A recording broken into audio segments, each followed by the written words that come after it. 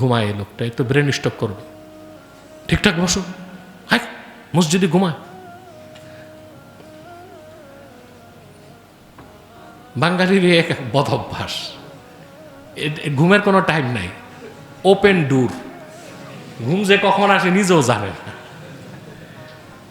ঘুম যখন চাপে বাঙালির, তখন আর দেখে না স্প্রিংয়ের খাট না মুর্দার খাট। আমরা আগে দেখতাম এয়ারপোর্টে যখন প্লেন মিস হইতো, তে বড় বড় ধনী মানুষগুলো দেখতাম বুট জোতা মাথার নিচে দিয়ে এয়ারপোর্টে ঘুমায় আছে। এখন এই সুযোগ নেই, বুট জুতাই চুরি হয়ে যাবে। চোরও তো চালাক, মাথার নিচে ইটা দিয়ে বুট জুতা নিয়ে যাবে।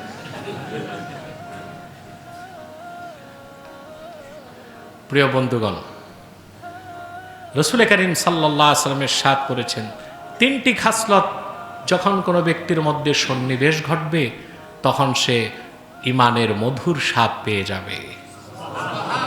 তার প্রথমটি হচ্ছে, ব্যক্তির প্রথম খাসলাত হবে তার কাছে আল্লাহ ও তার রাসূল সাল্লাল্লাহু আলাইহি ওয়াসাল্লাম সকল কিছুর চেয়ে বেশি প্রিয় হবেন। 2 নাম্বার হচ্ছে খাসলাত, ব্যক্তি কাউকে ভালোবাসবে শুধুই আল্লাহর জন্যে। সুবহানাল্লাহ।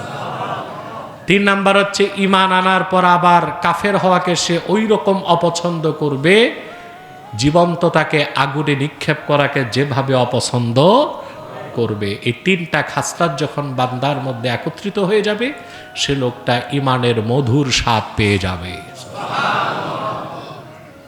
সাহাবায়ে কেরাম ইমানের মধুর স্বাদ পেয়েছিলেন, সেজন্য রাসূল করিম সাল্লাল্লাহু আলাইহি ওয়াসাল্লামের আঙ্গুলের ইশারায় আল্লাহর দ্বীনের জন্য গর্দান দিতে পারতেন। সুবহানাল্লাহ।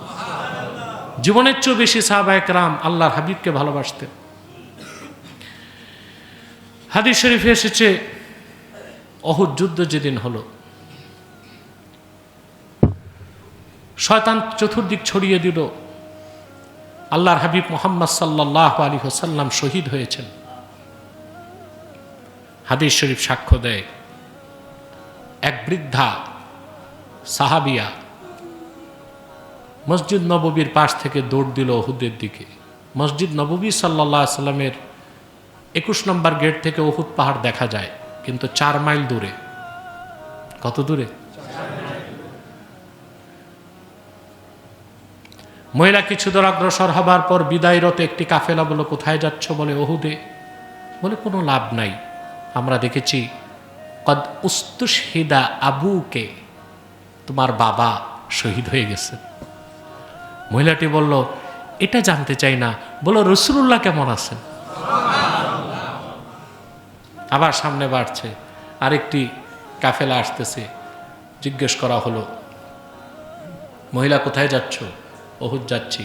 যে লাভ নাই, আমরা দেখেছি কদ উস্তুশহিদা যাওজুকে, তোমার স্বামী শহীদ হয়ে গেছে।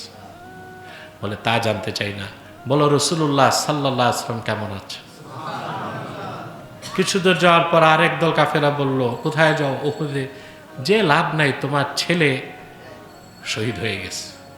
বলে তা জানতে চাই না, বলো রাসূলুল্লাহ সাল্লাল্লাহু আলাইহি ওয়াসাল্লাম কেমন আছে? দুঃখ কষ্ট গ্লানির বোঝা হৃদয়ে নিয়ে মহিলা উহুদ ময়দানে যে দেখেন যে আল্লাহ রাসূল সাল্লাল্লাহু আলাইহি ওয়াসাল্লাম শহীদ হন নাই, তিনি বেঁচে আছেন, রক্তাক্ত অবস্থায় বসে আছেন। হযরত ফাতেমা ঢালের মধ্যে পানি এনে দিচ্ছিলেন, আর হযরত আলী আল্লাহর হাবিবের রক্ত মুবারক পরিষ্কার করছিলেন। মহিলাটি রাসূলুল্লাহ সাল্লাল্লাহু আলাইহি ওয়াসাল্লামের সামনে এসে বলল, ইয়া রাসূলুল্লাহ সাল্লাল্লাহু আলাইহি ওয়াসাল্লাম, উহুদ ময়দানে পৌঁছার আগে 3 বার সংবাদ পেয়েছি, আমার পিতা শহীদ, আমার সন্তান শহীদ, আমার স্বামী শহীদ। দুঃখ কষ্ট নিয়ে এসেছি। কুল্লু মুসিবাতিন বাদাকা সগীরাতুন ইয়া রাসূলুল্লাহ, কিন্তু সমস্ত কষ্ট আমার দূর হয়ে গেছে, আপনি আছেন, আমার আর কিছু লাগবে না। সুবহানাল্লাহ। উহুদ যুদ্ধের দিন রাসূল করিম সাল্লাল্লাহু আলাইহি সাল্লামের সাহাবী ছিলেন হানজালা। সেদিন ওনার বিয়ের রাত ছিল। রাসূলুল্লাহ সাল্লাল্লাহু আলাইহি ওয়াসাল্লাম রুখসত দিয়েছিলেন, জিহাদে না আসলে তার গুনাহ হবে না, কারণ বিয়ে হয়েছে প্রথম রাত। উহুদ যুদ্ধের বিপর্যয়ের কথা তিনি শুনলেন গভীর রাতে। তিনি তার স্ত্রী থেকে বিদায় নিয়ে উঠে দাঁড়িয়ে গেলেন। সেটা তার স্ত্রীর সাথে তার প্রথম রাত। স্ত্রী বলেন, কোথায় যান? বলে, উহুদ থেকে সংবাদ এসেছে রাসূলুল্লাহ সাল্লাল্লাহু আলাইহি সাল্লাম রক্তাক্ত হয়েছেন। এটা শোনার পর হানজালার ফুলের বিছানায় তো থাকতে পারে না। স্ত্রীকে বললেন, আমি যাচ্ছি উহুদে, এটাই তোমার আমার প্রথম রাত, এটাই তোমার আমার শেষ রাত। যদি আল্লাহ সুযোগ করে দেন, জান্নাতে তোমার আমার সাক্ষাৎ হয়ে যাবে। সাহাবীর উপর গোসল ফরজ ছিল, গোসল করার প্রয়োজন অনুভব করেন নাই, চলে গেলেন ময়দানে। অসংখ্য কাফেরকে হত্যা করে এক পর্যায়ে তিনি শহীদ হয়ে গেলেন। তার শরীরে তরবারির অসংখ্য আঘাতের চিহ্ন। তার স্ত্রী দৌড়ে আসলেন উহুদে, এসে বলেন, আমি তো জানি শহীদদের গোসল নাই, তারা পবিত্র, তাদের রক্ত পবিত্র, কিন্তু আমার স্বামীর গোসল দিতে হবে। ওয়াকানা জুনুবান ফিল লাইল, রাতে তিনি জুনুব ছিলেন, জুনুব, গোসল ফরজ ছিল তার উপর, তার গোসল লাগবে। সাহাবায়ে আকরাম খুঁজছেন হানজালার লাশ, খুঁজে পান না। রাসূলুল্লাহ সাল্লাল্লাহু আলাইহি ওয়াসাল্লাম বললেন, সাহাবীরা, আমার ভালোবাসায় যে জীবন উৎসর্গ করলো, তোমাদের গোসল দিতে হবে না। গাসালাত লাহুল মালাইকাতু বিমাইত তাসনিম, আল্লাহর ফেরেশতারা তাসনিম নহরের পানি দিয়া তারে গোসল করায় দিয়েছে।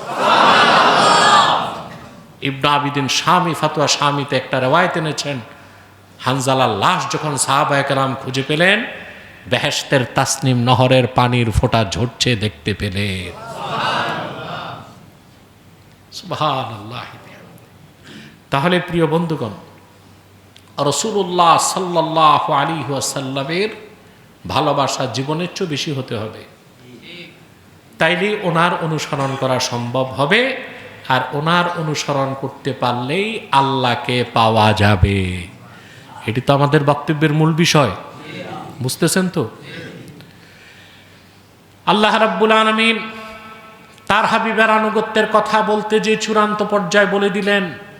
কোরআন শরীফে এক দুই জায়গায় না ভাই, প্রায় 24 জায়গায় আল্লাহ বলেছেন আল্লাহর আনুগত্য করো, মুহাম্মদ সাল্লাল্লাহু আলাইহি ওয়াসাল্লামের আনুগত্য করো। কত জায়গায়? সুবহানাল্লাহ, আমার যতটুকু মনে পড়ে 24 জায়গায়, সঠিক সংখ্যা আল্লাহ ভালো জানেন। চূড়ান্ত পর্যায়ে আল্লাহ বলে দিলেন, মাইয়ুতির রাসূল ফাকাদ আতা আল্লাহ,